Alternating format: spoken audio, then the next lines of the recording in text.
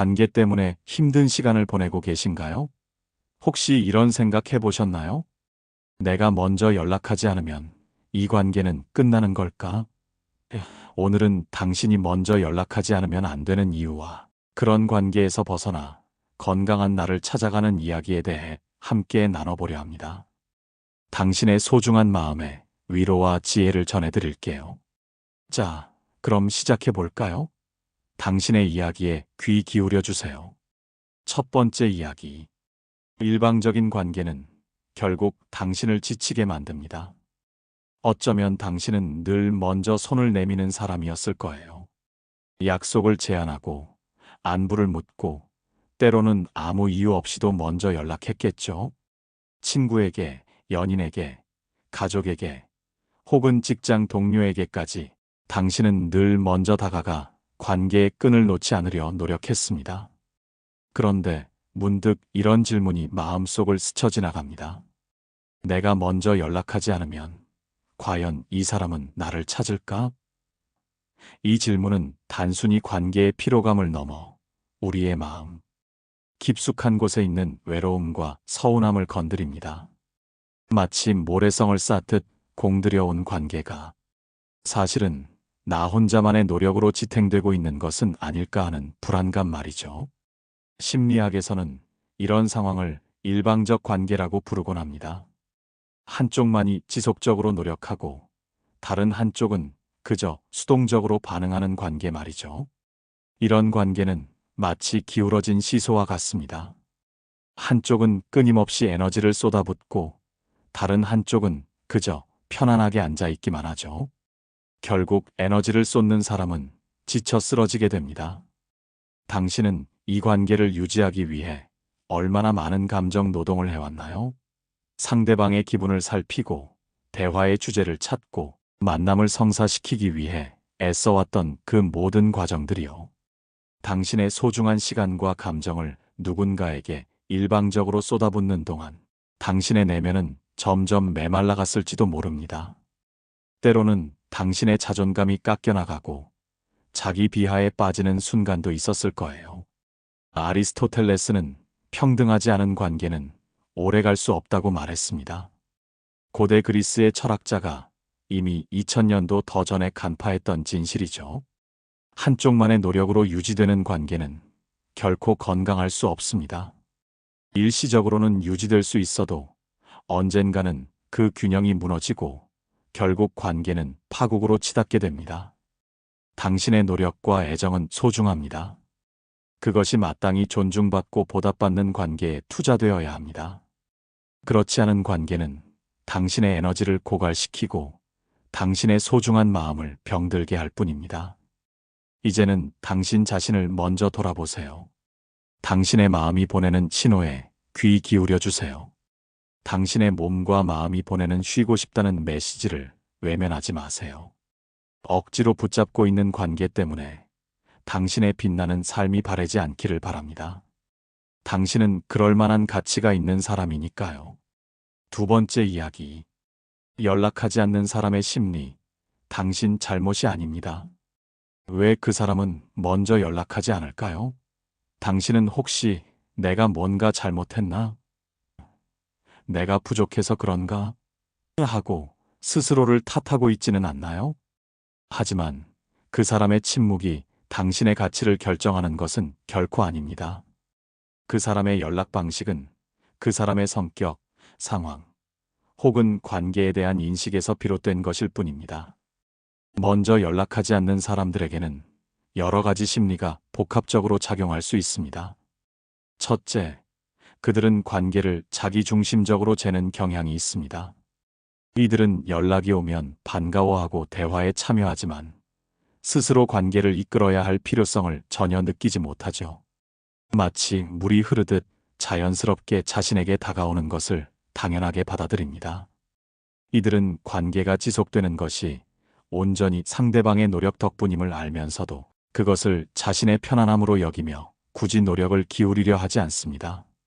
이런 사람들은 타인의 노력을 자신의 편안함으로 여기는 경향이 강하며 관계에 대한 책임감을 크게 느끼지 못할 수 있습니다.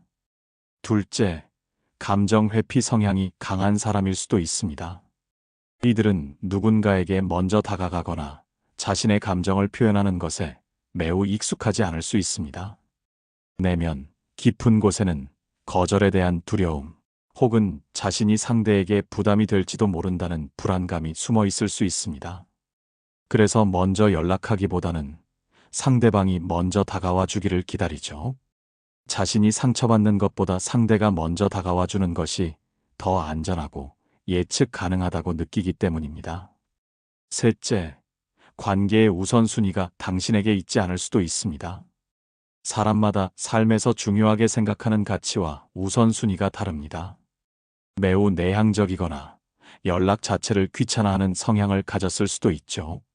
용건이 없으면 먼저 연락하는 것을 어색하게 느끼거나 특별한 할 말이 없는데 연락하는 것을 무의미하게 여기는 사람들도 있습니다. 이런 사람들은 악의가 있어서 연락하지 않는 것이 아니지만 당신의 입장에서는 서운함을 느끼고 오해를 할 수밖에 없습니다. 쿨릴레이션십을 지향하는 경우도 여기에 속할 수 있습니다. 다섯째, 갑작스러운 환경 또는 상황 변화로 인해 연락할 여유가 없을 수도 있습니다. 예상치 못한 바쁜 일, 새로운 환경에 적응하는 과정, 갑작스러운 사건 등으로 인해 물리적, 심리적으로 연락이 어려워지는 경우가 있습니다. 이 역시 당신을 향한 의도적인 회피라기보다는 그 사람의 현재 상황이 반영된 결과일 수 있습니다. 여섯째, 사실 상대방이 당신을 피하고 있을 수도 있습니다. 관계에 대한 흥미를 잃었거나 당신과의 관계에서 어떤 불편함이나 부담감을 느껴 의도적으로 연락을 피하는 경우도 있습니다. 이런 상황은 당신에게 큰 상처를 줄 수 있지만 관계가 더 이상 건강하게 지속되기 어렵다는 명확한 신호일 수도 있습니다. 이런 경우에는 상대방의 솔직한 마음을 확인하고 관계를 정리할 필요가 있습니다. 철학자 니체는 이렇게 말했습니다. 당신을 불안하게 만드는 자는 당신을 중심에 두지 않은 자다. 그 사람의 침묵 속에서 당신은 스스로를 정당화하고 혼자 상처를 봉합하며 계속해서 그들을 이해할 이유를 만들어 왔을지도 모릅니다. 하지만 이제는 그 침묵이 그들 자신의 몫이라는 것을 받아들일 시간입니다. 당신은 설명 없이도 존중받아야 할 소중한 사람입니다. 그들의 연락 빈도 때문에 당신의 가치를 의심하지 마세요. 당신은 충분히 괜찮은 사람입니다. 당신의 자존감은 그들의 연락 여부에 달려있지 않습니다. 세 번째 이야기. 당신이 먼저 연락하지 않아야 할 7가지 이유 순위. 자, 이제는 당신의 소중한 마음을 지키고 더 건강한 관계를 만들어 나가기 위해 당신이 먼저 연락하지 않아야 하는 구체적인 이유들을 함께 살펴보겠습니다. 당신의 삶을 변화시킬 중요한 지침이 될 거예요. 1위. 불평등한 관계는 당신의 에너지와 시간을 고갈시킵니다. 관계는 쌍방향으로 이루어져야 하는 역동적인 상호작용입니다.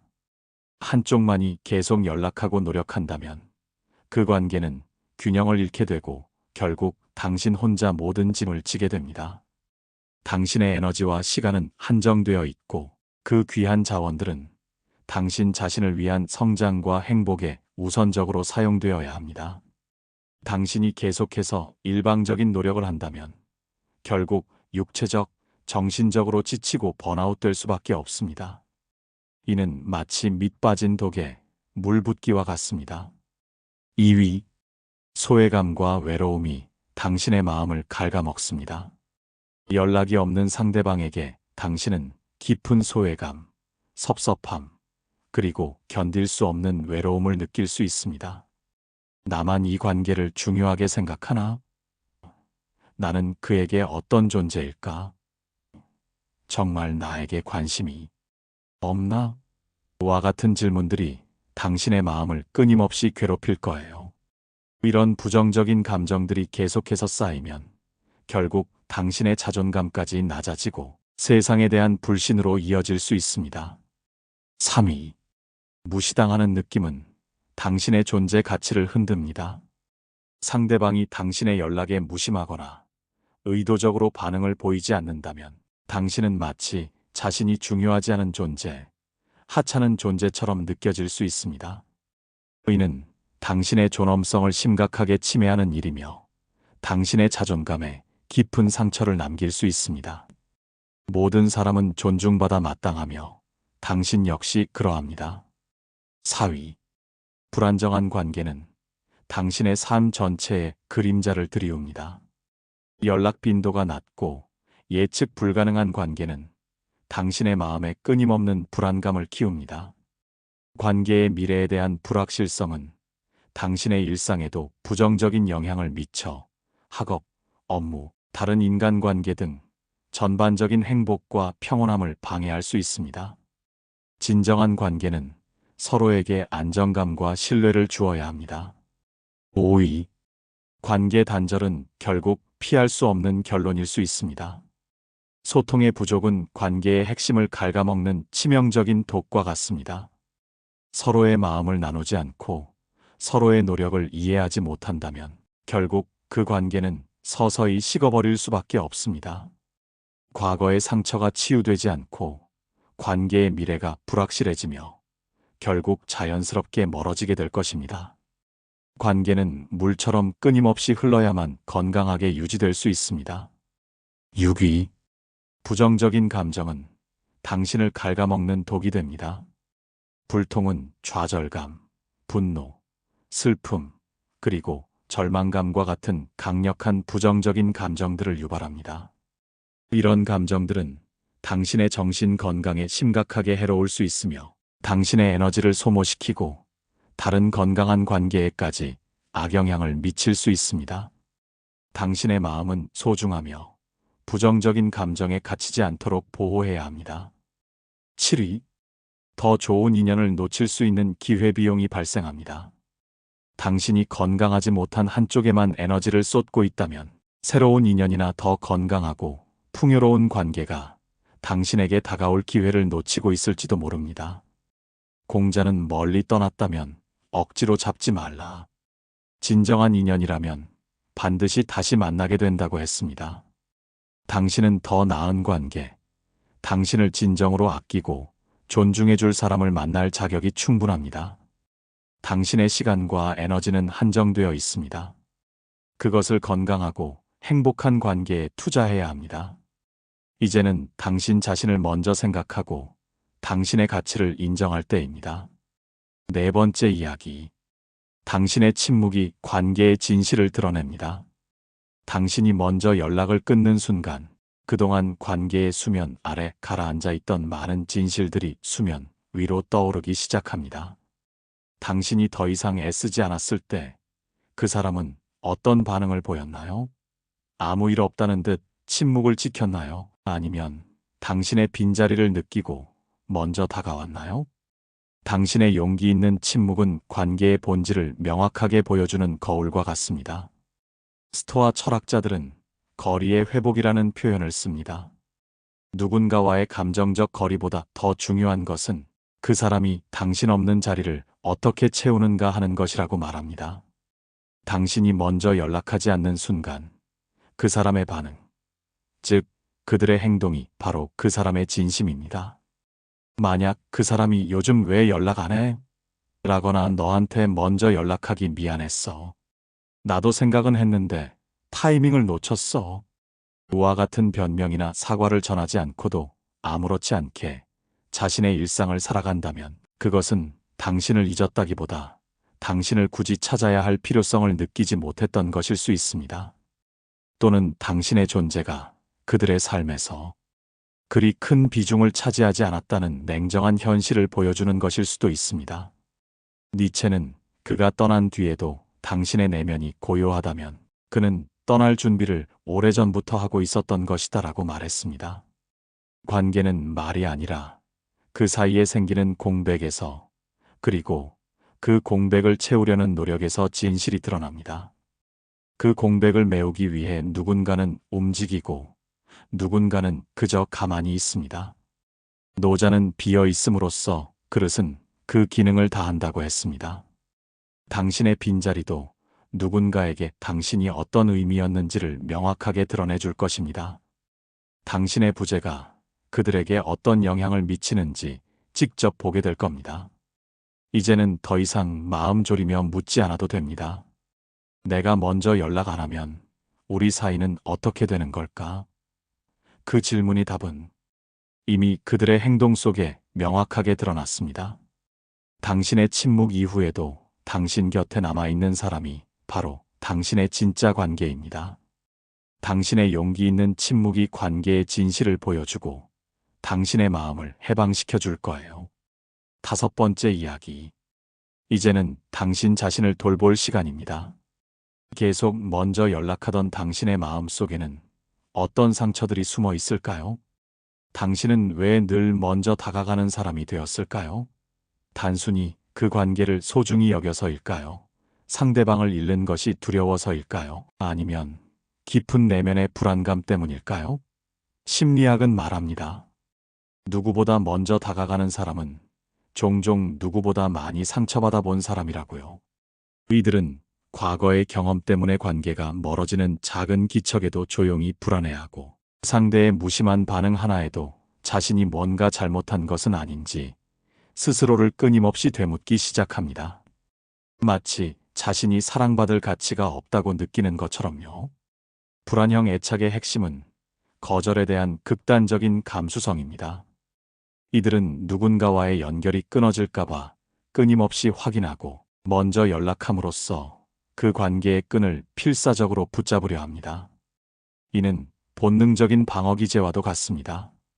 스토아 철학자들은 이런 감정적 불균형을 자기 통제를 잃은 상태라고 부릅니다.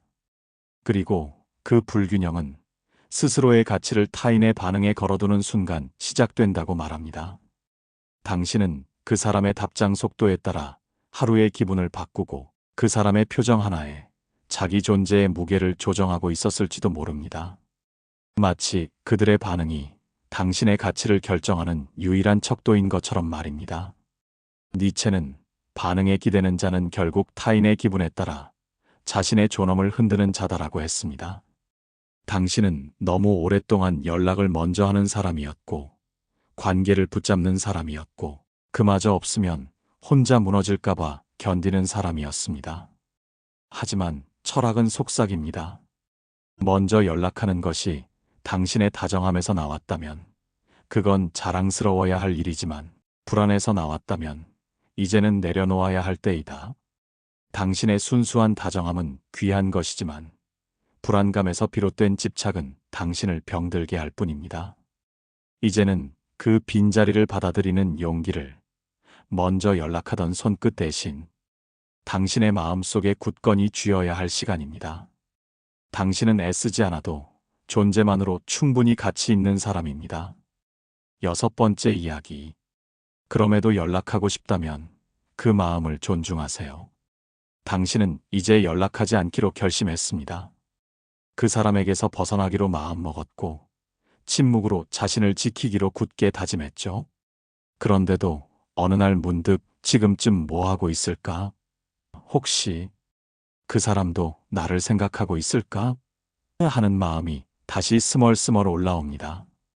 마치 사라진 줄 알았던 감정들이 다시 고개를 드는 것처럼 말입니다.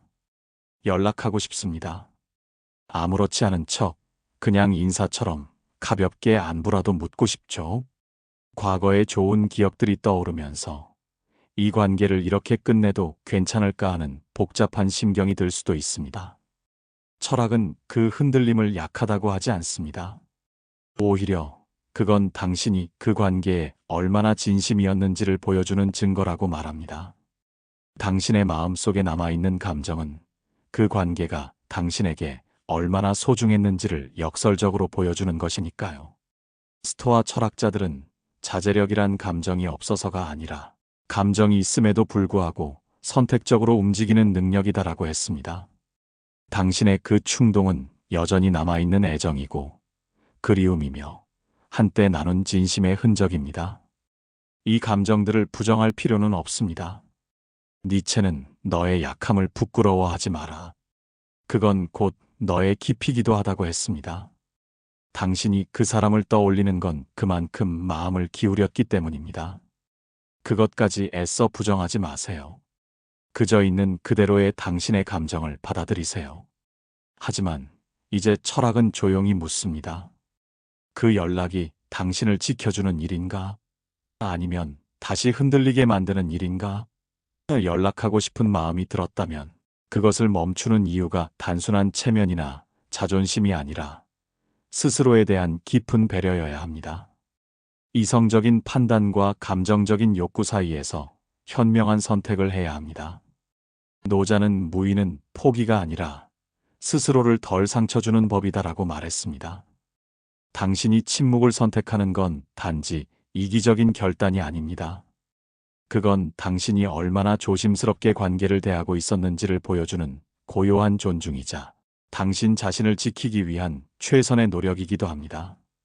연락하지 않기로 한 그 선택이 그 사람을 잊었기 때문이 아니라 당신 자신을 잃고 싶지 않기 때문이었다면 그건 가장 성숙하고 용기 있는 결론입니다. 그러니 흔들려도 괜찮습니다.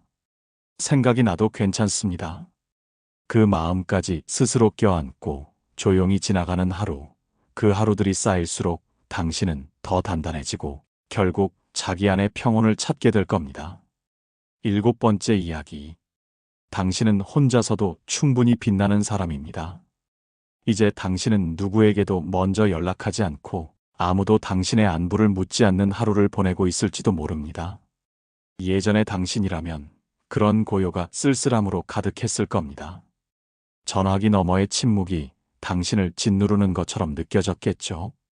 그런데 이제 그 고요는 더 이상 낯설지 않습니다. 오히려 그 안에 새로운 의미를 발견하게 됩니다. 조용한 공간 속에 당신만의 호흡이 있고 당신만의 온도가 있죠. 스토아 철학자들은 가장 강한 인간은 외부로부터의 자극 없이 자신을 움직이는 자다라고 말했습니다. 당신은 이제 누군가의 연락으로 기분을 정하지 않습니다. 누군가의 답장 속도에 따라 하루를 조율하지 않습니다. 당신의 행복은 외부 조건에 의해 좌우되지 않는다는 것을 깨닫게 됩니다. 니체는 고독 속에서 기뻐할 줄 아는 사람만이 세상과 진짜 연결될 수 있다고 했습니다. 이 말은 역설적으로 들리지만 자기 자신과 온전히 마주할 수 있는 사람만이 타인과의 깊고 진정한 관계를 맺을 수 있다는 의미입니다. 당신이 혼자 있는 이 시간은 외로움이 아니라 스스로를 다시 채우고 탐색하는 소중한 시간입니다. 지나간 관계들을 생각하며 그들이 당신에게 남긴 질문들을 조용히 되뇌고 이제는 그 질문에 당신 자신의 언어로 당신만의 해답을 찾아 답하기 시작합니다. 노자는 물은 모든 것을 감싸지만 스스로는 항상 고요하다고 말했습니다. 당신이 누군가 없이도 웃고 생각하고 꿈꾸고 살아갈 수 있다면 당신은 이미 외부의 인정이나 확인이 없어도 자신의 가치를 지킬 줄 아는 내면이 단단한 사람입니다. 철학은 속삭입니다. 행복은 연결에서 시작되지만 자기 안의 평온에서 완성된다. 진정한 행복은 타인과의 관계를 통해 얻어지는 것뿐만 아니라 자기 자신의 내면에서 우러나오는 평온함과 만족감에서 비롯됩니다. 오늘 혼자서 마신 따뜻한 차 한 잔, 혼자 걸은 고즈넉한 골목길, 혼자 바라본 아름다운 저녁 하늘, 그 안에 당신이 오롯이 존재하고 그 순간들을 온전히 느낄 수 있다면 당신은 이미 누구보다 단단하고 충만한 삶을 살고 있는 겁니다. 이제는 당신 자신에게 당당하게 말해도 됩니다. 혼자 있어도 나는 괜찮아. 아니, 오히려 더 나다워. 그 말은 누구에게 보이기 위한 포장도 강한 척하는 독백도 아닙니다. 그건 스스로를 포기하지 않고 조용히 안아온 사람만이 할 수 있는 당신 자신을 향한 진짜 사랑의 말입니다. 당신은 이미 충분히 빛나고 소중한 존재입니다. 그러니 이제는 당신 자신을 위한 삶을 선택하세요. 이 이야기가 당신의 마음에 작은 위로와 용기가 되었기를 바랍니다. 당신이 겪었던 비슷한 경험이나 마음에 대한 이야기를 댓글로 나누어 주세요. 당신의 한 줄이 또 다른 누군가에게는 큰 용기와 공감이 될 수 있습니다. 우리 모두 혼자서도 빛나는 존재들이니까요. 당신의 평온한 삶을 진심으로 응원합니다. 다음 이야기에서도 당신의 마음 한켠에 철학처럼 조용히 다녀가겠습니다. 고맙습니다. 평온이 늘 함께 하시길.